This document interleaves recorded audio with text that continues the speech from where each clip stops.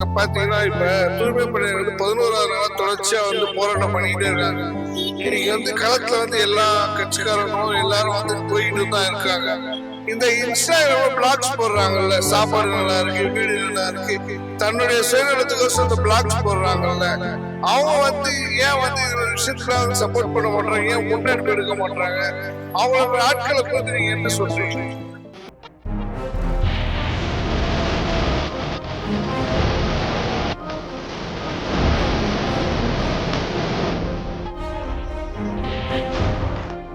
எல்லாருக்கும் வணக்கம். நான் வியாசி தோழர்கள் இருந்து ரஷ்யா பானு பேசுறேன்.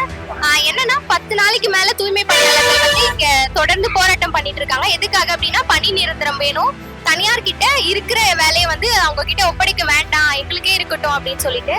ஆனா இந்த ஒரு இதுல எந்த ஒரு அதிகமா எந்த கட்சியுமே நான் பார்க்கல, எந்த ஒரு ஃபெமிலியரான ஃபேஸஸும் நான் பார்க்கல. ஏன்னா இந்த சொசைட்டிக்காக உழைக்கிற ஒரு சிலர் தான் இங்க உழைச்சிட்டு இருக்காங்க. வியாசை தோழர்கள், நீலம் பண்பாட்டு மையம், இல்ல கம்யூனிஸ்ட் தோழர்கள் சொல்லிட்டு மத்த எந்த கட்சி தோழர்களையும் நான் பார்க்கல, எந்த ஃபேமஸான தோழர்களையும் நான் பார்க்கல.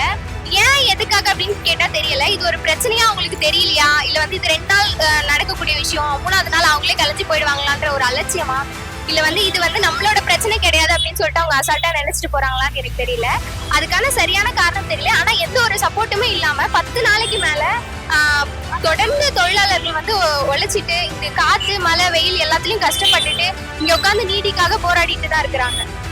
இப்போ கவினுக்கோசம் குரல் கொடுத்த மக்கள் எல்லாருமே பாத்தீங்க அப்படின்னா அது சென்சிட்டிவ் இஷ்யூவா தன்னுடைய டிஆர்பிக்கோசம் வேலை செஞ்ச எல்லாருமே இங்க இப்போ 11வது நாளா போராடுற மக்களுக்கே ஆதரவு தெரிவிக்க மாட்டாங்க. அது ஒரு காஸ்ட் பிரச்சனை அப்படிங்கறதால அது பெரிய விஷயமா ஆச்சா, இல்ல தூய்மை பணியாளர்கள் வேலை செய்யும் போதுதான் அவங்க ஒரு ஆளா நம்ம கண்ணுக்கு தெரியல, இப்ப போராடும் போதும் அவங்க ஒரு ஆளா கண்ணுக்கு தெரியல அப்படின்றது ரொம்பவே கவலைக்கிடமான ஒரு விஷயமா தான் இருக்கு. ஏன் அவங்க இப்படி இருக்கிறாங்க? எல்லாரும் சப்போர்ட் பண்ணா இன்னும் கொஞ்சம் வீரியமாகும், இன்னும் ஏதாவது அவங்களுக்கு சீக்கிரமான ஒரு பாசிட்டிவான விஷயம் கிடைக்கும் அப்படின்னு நம்ம நம்புறோம். ஆனா யாருமே வராதது ரொம்ப கஷ்டமா தான் இருக்கு. துறை சார்ந்த அமைச்சர் கே நேரு அவர்கள் அவரே கண்டுக்காதப்ப இது எந்த இடத்துல முடிய போகுதுன்னு யாருக்குமே தெரியல. உங்களுடைய கடைசி கருத்து என்ன? இப்ப ஆகஸ்ட் 15th வரப்போகுது.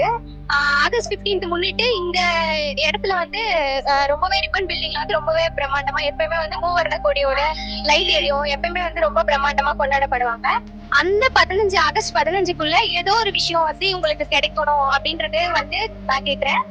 என்னோட கோரிக்கையாவும் நான் வைக்கிறேன். ஏன்னா அதுதான் அவங்களுக்கான சுதந்திரமா இருக்கும். ஏன்னா அவங்க இத்தனை வருஷம் ஒரு 10-15 வருஷம் தன்னோட உடம்பு பிரச்சனையாவதுன்னு தெரியுது, தன்னோட எல்லாமே பிரச்சனையாவதுன்னு தெரியுது, யாருமே நம்மள மதிக்கிறது கிடையாது, ஒரு சொம்ப தண்ணி கூட தரது கிடையாதுன்னு தெரிஞ்சு இந்த வேலையை ஏன் செய்யறாங்கன்னா, என்னைக்கோ ஒரு நாள் இது நிரந்தரமான வேலையா கிடைச்சிடாதா, என்னைக்கோ ஒரு நாள் நம்மளோட உழைப்பாளர்களுக்கான அரசு வேலையே இதுதாங்க, அந்த ஒரு அரசு வேலை நம்மளுக்கு உரிமை ஆயிடாதா அப்படின்னு சொல்லிட்டு அவங்க இது பண்ணிட்டு இருக்காங்க. 10-15 வருஷம் அவங்க உயிரை எல்லாத்தையும் வாங்கிக்கிட்டு, அவங்களோட உடல் உழைப்பை வாங்கிக்கிட்டு, அவங்களோட எனர்ஜி எல்லாத்தையும் வாங்கிட்டு, கடைசி நேரத்துல நீங்க வெளியில போங்க, நான் வேற ஒருத்தவங்களுக்கு கைப்பாத்தி கொடுக்குறோம், நாங்க யார வேணா வேலைக்கு எடுப்போம் அப்படின்னு சொல்றது ரொம்பவே ஒரு கொடுமையான விஷயமா, ஒரு கொடூரமான விஷயமா நான் பாக்குறேன். இந்த இது அவங்களோட போராட்டம் வெற்றி பெறணும். ஆகஸ்ட் 15க்குள்ள அவங்க இவ்வளவு நாள் கஷ்டப்பட்டதுக்கு தீர்வு கிடைக்காம போயிடக்கூடாது. அதுக்காக தான் நம்ம எல்லாருமே இருக்கிறோம். கண்டிப்பா நல்ல விஷயம் நடக்கும் அப்படின்ட்டு நான் நம்புறேன். நன்றி.